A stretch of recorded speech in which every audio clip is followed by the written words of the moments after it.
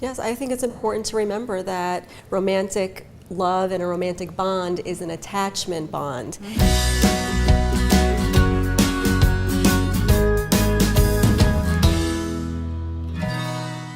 So how can a couple keep a romantic bond thriving over the lifespan of their marriage? I think one of the best ways to start is to look at the stages that a marriage goes through, and I did write a book about that called The 7 Stages of Marriage.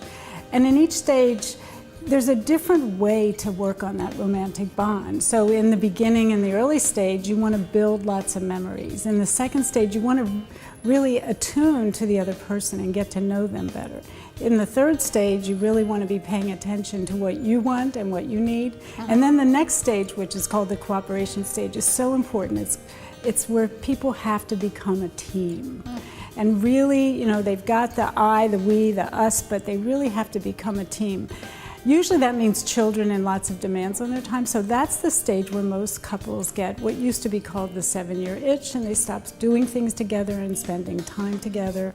So that means there's very little time for the romantic bond. So at each stage, people can take specific types of ways to bringing that spark back into their relationship. So in the beginning it's easy because you've got the chemistry, and as you're moving along in the early stages, the honeymoon, so you don't know each other, so you can stumble onto things, but then you have to become more intentional over time until, you know, as couples get older, especially if they have worked that chemistry and that bond between them, it really begins to come across in an enlivening way. I always love on Valentine's Day where they get the couples who have been together for 40 or 50 or 60 years. They look like each other, they talk for each other, they touch each other, they're in synchrony with each other. It's adorable. But that's what comes of people paying attention to that romantic love over the course. You wouldn't just tell them to have sex?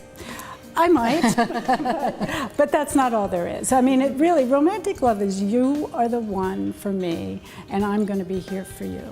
I think the secret is in the daily life, because love requires like this constant nurturing. Every day you want to make your partner feel like you care about them and you're there for them. My #1 tip for couples, I call it love moments. Especially moments of transitions, like when you go to bed at night and when you wake up in the morning, when you leave to work or when you come back from work. You want to do something that connects you with your partner. You want to kind of look at them, you want to do a touch, a kiss, a hug, anything that creates that moment of connection, that love moment. Is really important to keep it for the long run. Because if you keep it all the time, if you do those small gestures, you know, over time it will build. It'll just be this strong bond between you and the other person.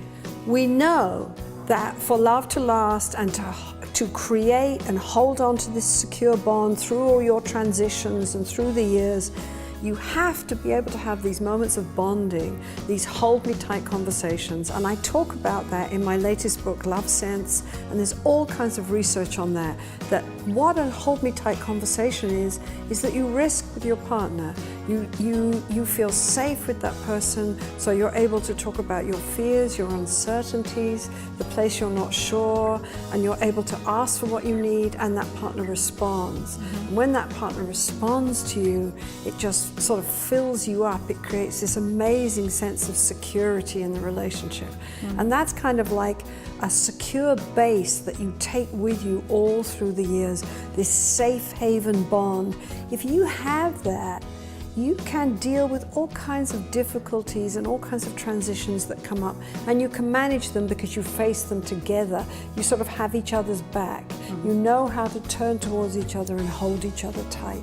Yes, I think it's important to remember that romantic love and a romantic bond is an attachment bond, and vulnerability is the main ingredient. And we do have to take those risks in asking for what we need from our partners and being really open to receiving what they have to give us. And I think that's what brings about a very healthy relationship, if people can do that and they create that safety, and that does carry them throughout life, and they do feel like they can face anything together. So it sounds like love and romance through the lifespan is completely possible, right? Yes. And something that we can all work on. But if we've been there once with our partners themselves, and we've already been there, it's a muscle memory. We just have to go back in, get curious about them, and try again.